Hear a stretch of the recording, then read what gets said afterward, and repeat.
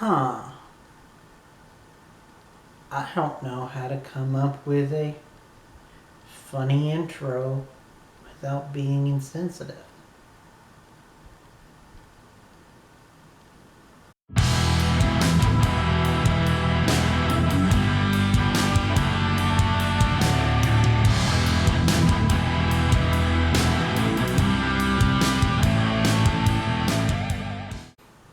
Greetings, geeks and geek girls. It is me. I am back for the InBetween. Yes, it is back after taking a week off. Even though it's going to take another week off next week for some reason.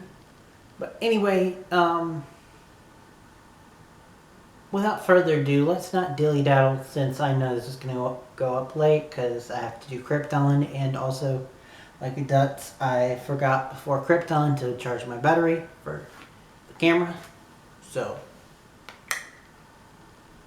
let's dive into it. Spoiler alert, if you guys haven't seen the episode, go watch it, then come back and tell me what you think in the comments down below. This show just keeps getting better and better, honestly, in my opinion.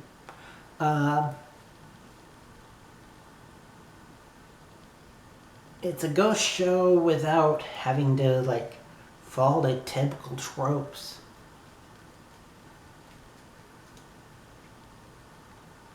So, Cassie is at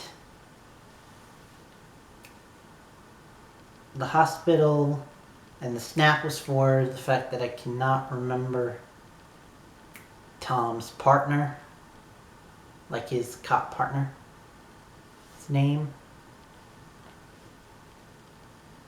But she's there to talk to his girlfriend.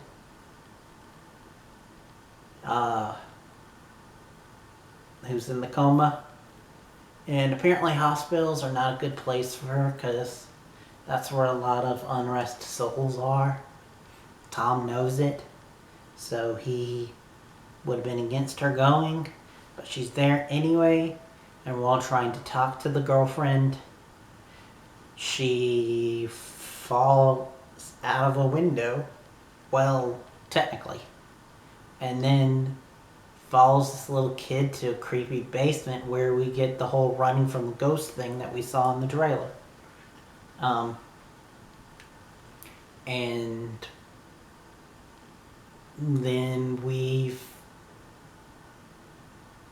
Tom and his partner are investigating a murder of a woman who fell. So, of course, the cases are connected. Especially because we find out that the kid that she's seeing is a patient of the nurse who fell. Because they got a feeling that she was pushed. Especially because there are marks on her arm. And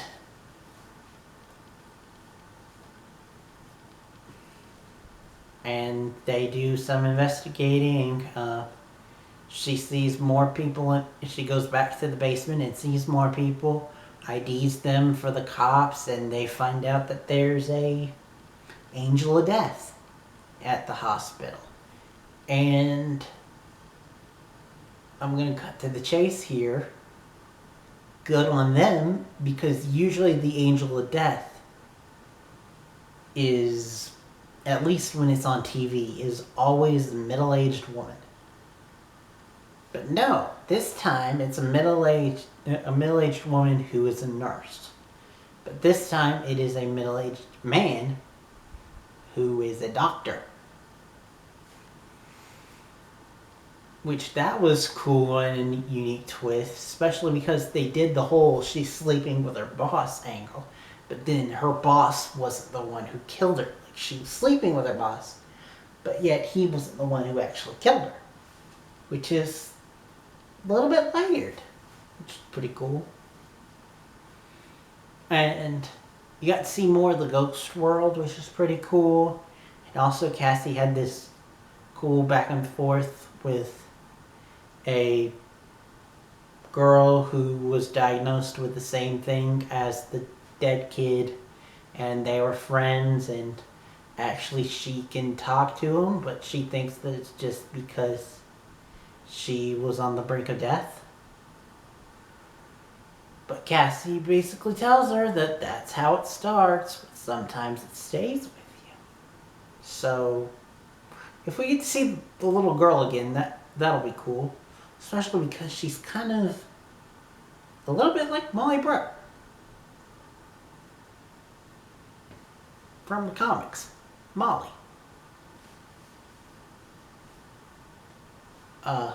So it'll be cool to see if she like gets a sidekick, maybe. Cause I thought that that's kind of what the angle that they were going with the little girl from episode 1, but that just turned out to be a ghost who needed her help. You never know with this show because it's going angles I did not expect. But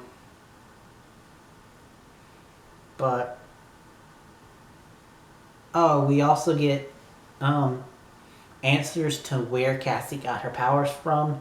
She inherited them from her mom, but her mom did not like having the powers. So,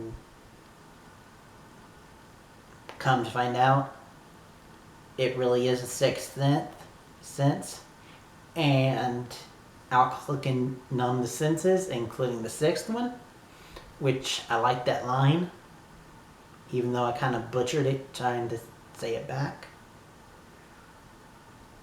But so her mom drunk herself into a stupor and she died when Cassie was only 13 years old. And I'm guessing that's when Tom and Brian took her in.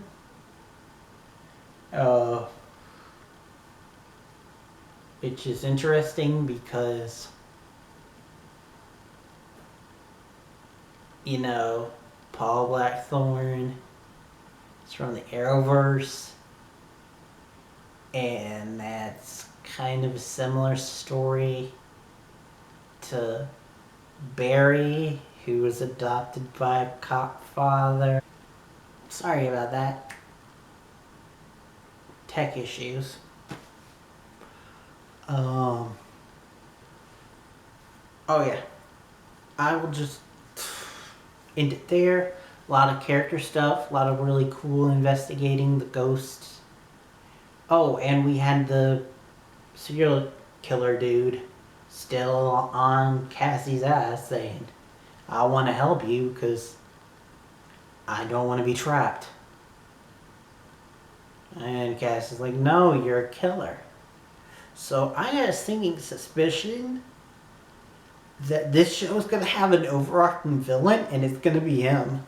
Like saying, if you won't help me, then I will make your life a living hell, or until you do, or I will try to find another way since you don't want to help me. And that'll lead him down an even darker path. Also, are there any other people like her? Beyond maybe the little girl? Maybe we'll find out. You never know with this show. Anyway, I'll end it there. Saying thank you guys for watching. Next time you see me will be for In the Dark. Which I could be wrong, but I believe it's the penultimate episode. Wow, boy, does time fly. Thank you guys for watching. Till next time and beyond. There is no good way to do an outro joke when the subject involved literal dead kids.